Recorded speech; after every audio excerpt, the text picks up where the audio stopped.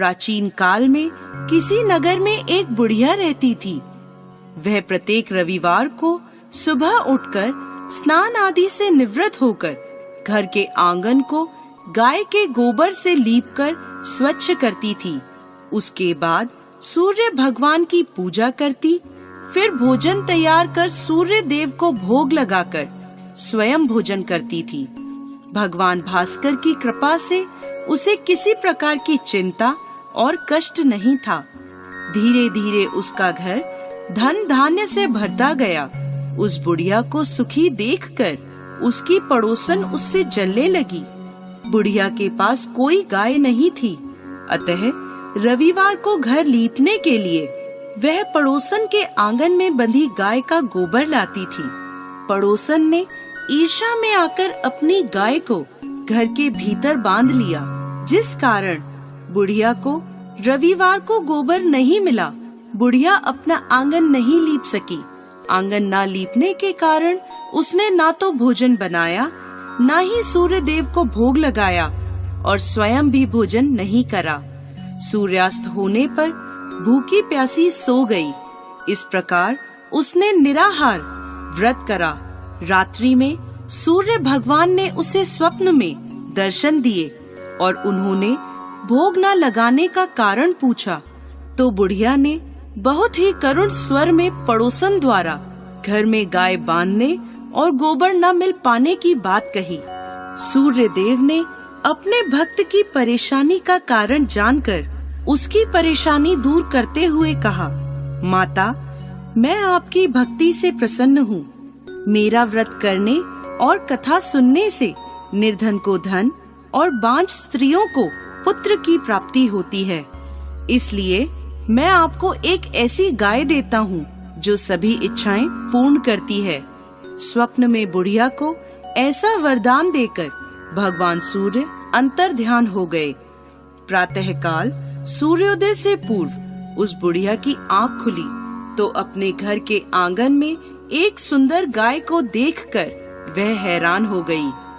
पड़ोसन ने उस बुढ़िया के आंगन में सुंदर गाय को देखा तो वह उससे और अधिक जलने लगी। जैसे ही गाय ने सोने का गोबर किया, पड़ोसन की आंखें फट गईं। पड़ोसन ने उस बुढ़िया को आसपास न पाकर तुरंत उस गोबर को उठाया और अपने घर ले गई तथा अपनी गाय का गोबर वहां रख आई। बुढ़िया को सोने के गोबर के बारे में पता ही नहीं चला और बुढ़िया पहले की तरह भगवान सूर्य देव का व्रत करती रही और कथा सुनती रही। पड़ोसन की चालाकी देखकर एक दिन सूर्य भगवान ने तेज आंधी चलाई, जिसके कारण बुढ़िया ने गाय को घर के भीतर बांध लिया। सुबह उठकर बुढ़िया ने गाय का गोबर देखा तो उसे बहुत आश्चर्य हुआ। उस दिन के बाद बुढ़िया गाय को घर के भीतर बांधने लगी। सोने के गोबर से बुढ़िया कुछ ही दिनों में धनवान हो गई। अब पड़ोसन बुरी तरह जल भुनकर राख हो गई।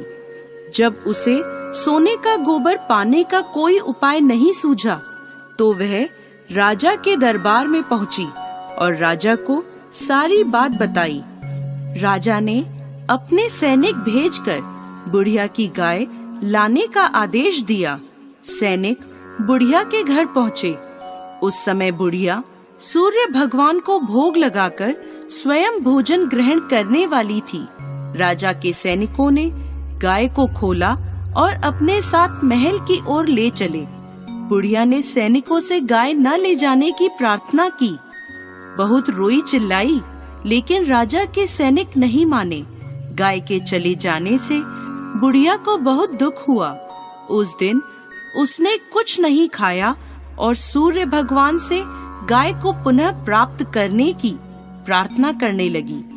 दूसरी ओर राजा गाय को देखकर बहुत खुश हुआ और सैनिकों से बोला, इस सोने का गोबर करने वाली गाय को गौशाला की जगह मेरे कक्ष में बांधा जाए। सुबह जैसे ही राजा उठा, सारा महल गोबर और बदबू से भरा देखकर राजा घबरा गया। उसने सैनिकों से गंदगी साफ करने को कहा परंतु गोबर साफ ही नहीं हो रहा था।